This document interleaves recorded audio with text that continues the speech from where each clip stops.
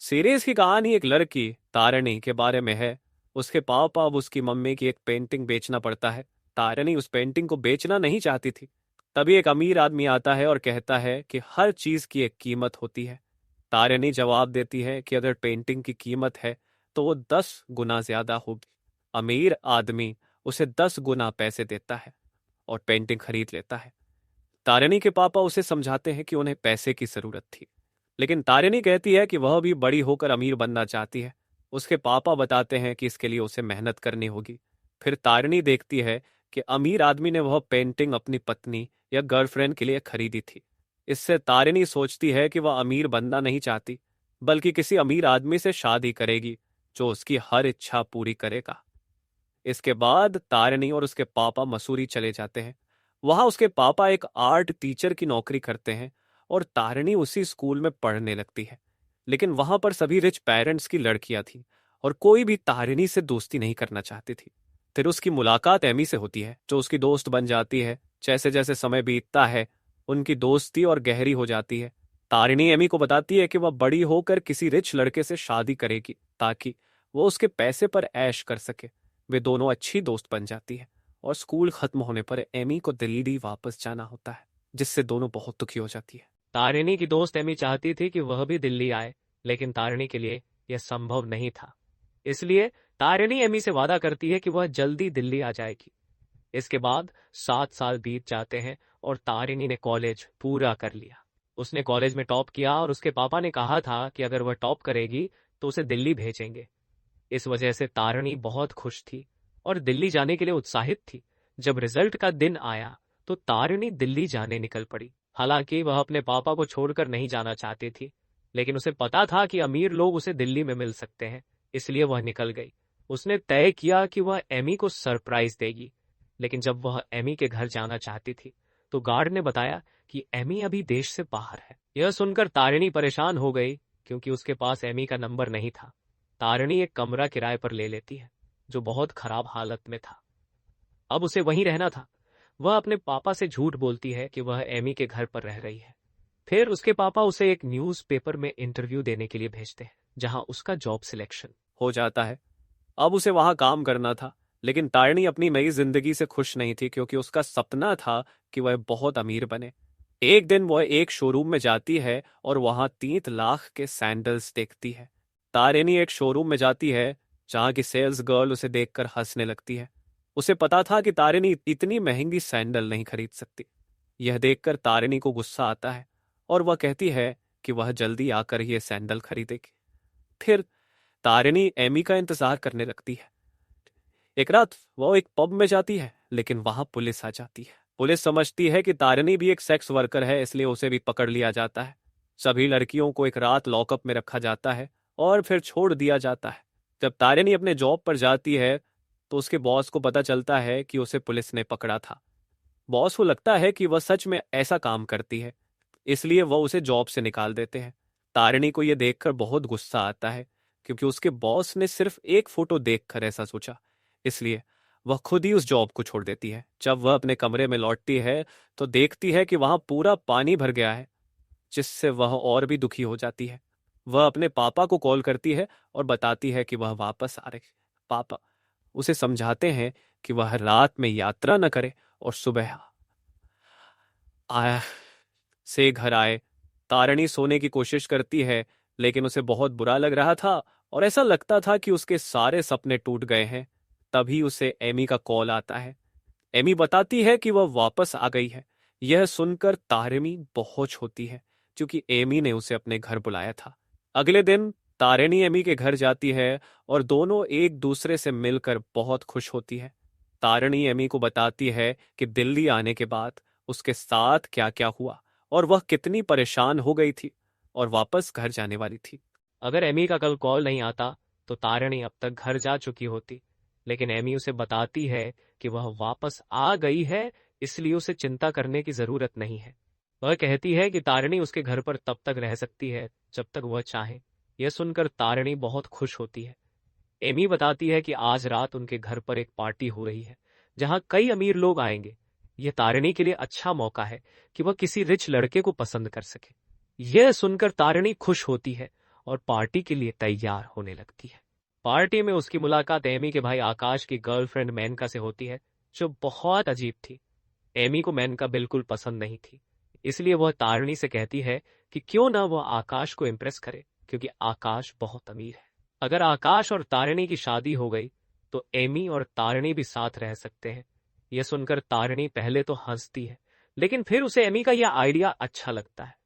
Party शुरू होती है और एमी की माँ तारिणी को देखती है और उसे पसंद नहीं करती, क्योंकि तारिणी ने उनकी ज्वेलरी और कपड़े पहने थे। एमी की माँ चाहती थी कि एमी तारिणी के साथ ज्यादा दोस्ती न करे, लेकिन एमी उनकी बात नहीं सुनती और तारिणी के साथ मस्ती करने लगती है। तारिणी को कई रिच लड़के दिखाई देते हैं, लेकिन सबसे अमीर लड़का आकाश होता है। इसलिए तारिणी तय करती है कि वह आकाश को ही इम्प्रेस करेगी। जब वह बाहर जाती है तो उसे एक लड़का दिखाई देता है और उसे लगता है कि यह आकाश है। वह उसके साथ फ्लर्ट करने लगती है, लेकिन तभी एमी आती है और उस लड़के को किस करती है। तब तारिणी को पता चलता है कि वह आकाश नहीं बल्कि वीर है, जो एमी का मंगेतर है। यह सुनकर तारिणी बहुत चौंक गई। वहीं वीर भी था, जो तारिणी से काफी प्रभावित हो गया था।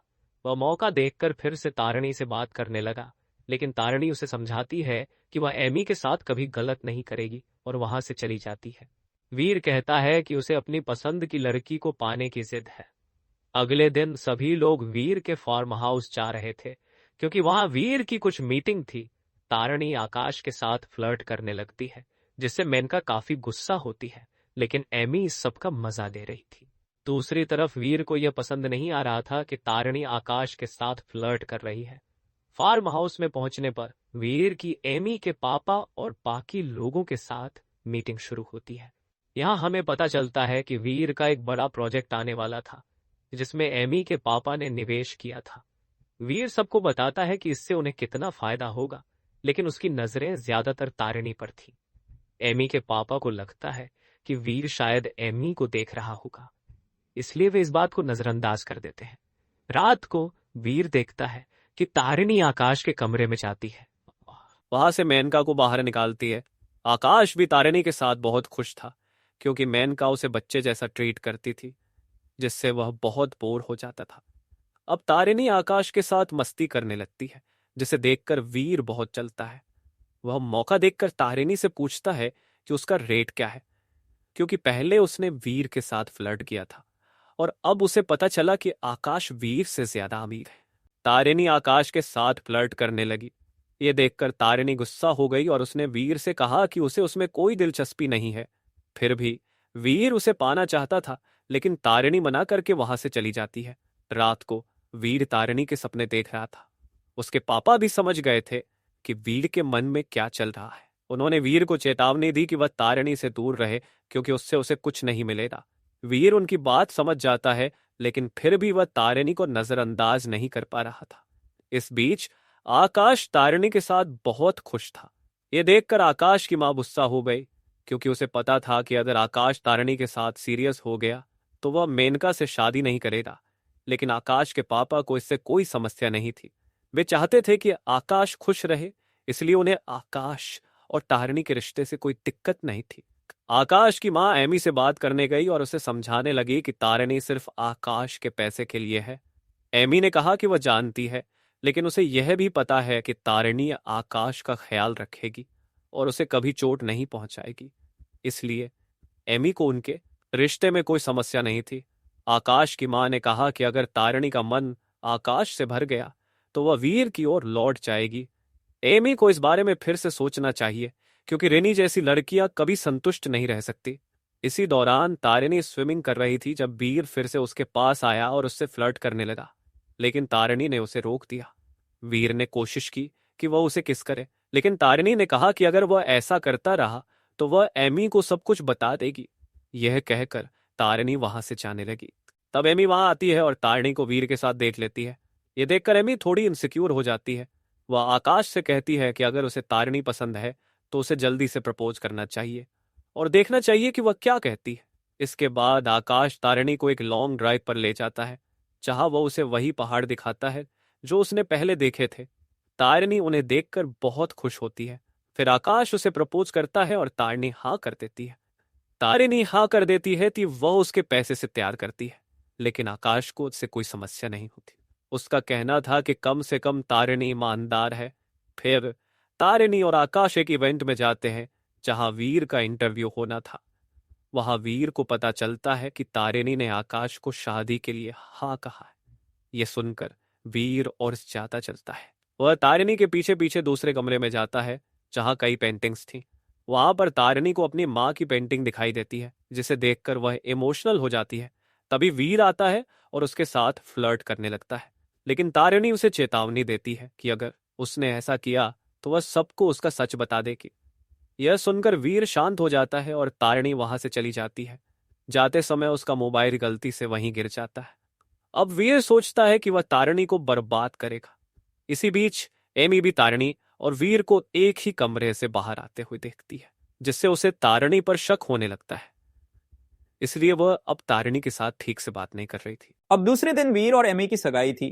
तारिणी ने तय किया कि वह एमी को वीर के साथ शादी नहीं करने देगी, क्योंकि अगर वीर एमी से प्यार नहीं करता तो शादी का क्या मतलब। इसलिए वह सोचती है कि वह वीर को सबके सामने एक्सपोज करेगी। इसी बीच वीर एमी के पास अपना मोबाइल रखता है और तारिणी के मोबाइल से उसे फ्लर्टी मैसेज भेजने लगता है।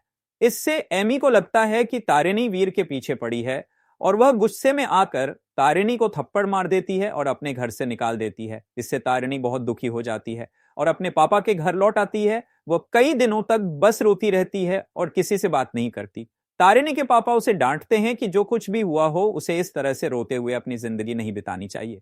इसके बाद तारिणी फिर से दिल्ली लौटती है और अरुण से मिलती है, जो एक न्यूज चैनल का मालिक है। तारिणी अरुण को बताती है कि उसने वीर को किसी के साथ बात करते हुए सुना था और समझ गई थी कि वीर ने अपने नए प्रोजेक्ट में बड़ा धोखा किया है। वह कहती है कि अगर वे दोनों मिलकर काम करेंगे तो वे वीर को एक्सपोज कर सकते हैं, जिससे अरुण को टीआरपी मिलेगी और तारिणी का बदला भी पूरा होगा। अरुण को यह आइडिया अच्छा लगता है और वह उसके साथ काम करने लगता है। इसके बाद तारिणी एक पार्टी में जाती है जहां एमी और वीर के परिवार वाले होते हैं।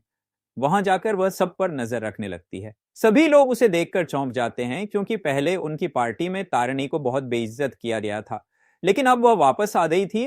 तारिणी एमी से बात करने की कोशिश करती है, लेकिन एमी उससे बात नहीं करती। फिर मौका देखकर तारिणी वीर के पास जाती है और उससे पूछती है कि उसने उसके साथ ऐसा क्यों किया। वीर जवाब देता है कि जब वह तारिणी को देखता है बीतता है। तारिणी खुद को रोक नहीं पाती और कहती है कि वह वीर को एक्सपोज करके रहेगी। इसके बाद वीर वहां से चला जाता है, लेकिन जाते जाते उसका मोबाइल वहीं गिर जाता है। उस मोबाइल पर एक कैप्टन का कॉल आ रहा था। तारिणी उस कैप्टन के नंबर को अपने मोबाइल में नोट कर लेती है। जब वह पार्टी में जाती है तो उसी नंबर पर कॉल करती है और पता चलता है कि वह नंबर मेनका के पापा का है। असल में वीर जिस प्रोजेक्ट पर काम कर रहा था उसमें मेनका के पापा भी निवेशक थे, क्योंकि वे एक पॉलिटिशियन हैं और उन्होंने उस प्रोजेक्ट को मंजूरी दी थी। अब तारिणी को लग रहा था कि इसमें कोई धोखा है, इसलिए वह इसकी न्यूज बनाना चाहती थी। लेकिन अरुण कहता है कि जब तक उनके पास ठोस सबूत नहीं होंगे वे कुछ नहीं कर सकते। वह तारिणी को चेतावनी देता है कि वह अपने बदले को उसके न्यूज के जरिए पूरा ना करे।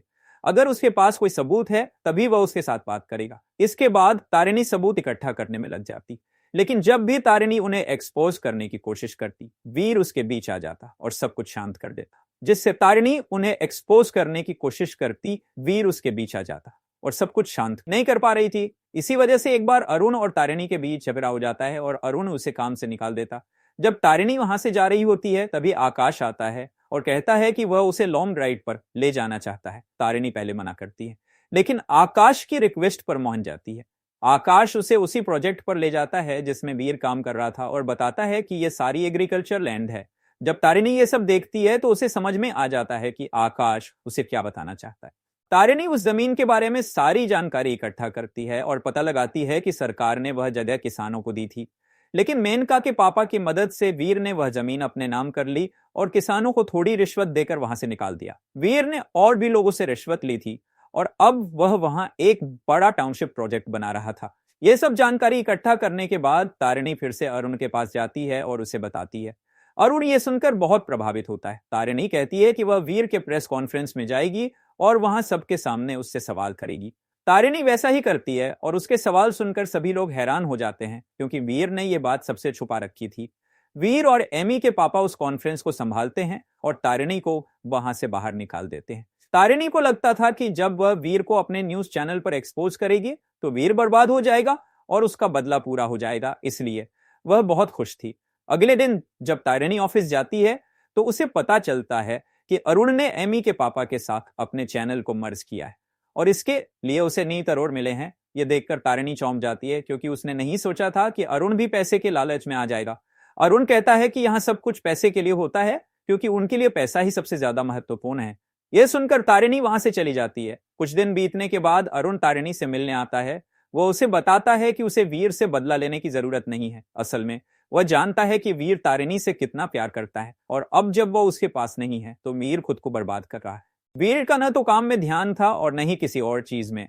अरुण उसे समझाता है कि उसे वीर को उसके हाल पर छोड़कर अपनी जिंदगी में आगे बढ़ना चाहिए। अरुण के जाने के बाद तारिणी सोचने लगती है कि क्या वीर उससे सच में प्यार करता है। वह इस बारे में काफी सोचती है और उसे एहसास होता है कि वह भी वीर से प्यार करती है। फिर वह वीर के पास जाती है और उसके कमरे में अपनी माँ की पेंटिंग देखती है। उसे समझ में आता है कि वीर ने उसकी माँ की पेंटिंग खरीद ली थी। ये देखकर तारिणी बहुत इमोशनल हो जाती है और कहती है कि जो कुछ भी उनके बीच हुआ वह सब भूलकर वह अपनी जिंदगी में आगे बढ़ना चाहती है और चाहती है कि वीर उसके साथ हो। यह सुनकर वीर भी खुश होता है क्योंकि वह किसी भी हाल में तारिणी को पाना चाहता था। वह तारिणी से कहता है कि वह भी उससे बहुत प्यार करता है और हमेशा उसके साथ रहना चाहता है। दोनों एक दूसरे के करीब आ जाते हैं। लेकिन तभी वीर को याद आता है कि आज उसकी एमी के साथ शादी होनी है। वीर तय करता है कि वह एमी से शादी नहीं करे। वह अपने पापा को कॉल करके बताता है कि वह एमी से शादी नहीं कर सकता। यह सुनकर उसके पापा चौंक जाते हैं क्योंकि वीर का यह फैसला सब कुछ बर्बाद कर देता है। जैसे ही एमी के पापा को यह बात पता चलती है वे एमी को इसके बारे में बताते हैं। तभी एमी के पापा पुलिस को सूचित करते हैं और पुलिस वहां पहुंच जाती है। उन्हें पता चलता है कि वीर एक कृषि जमीन पर बड़ा प्रोजेक्ट बना रहा था जिसके कारण पुलिस वहां आई थी।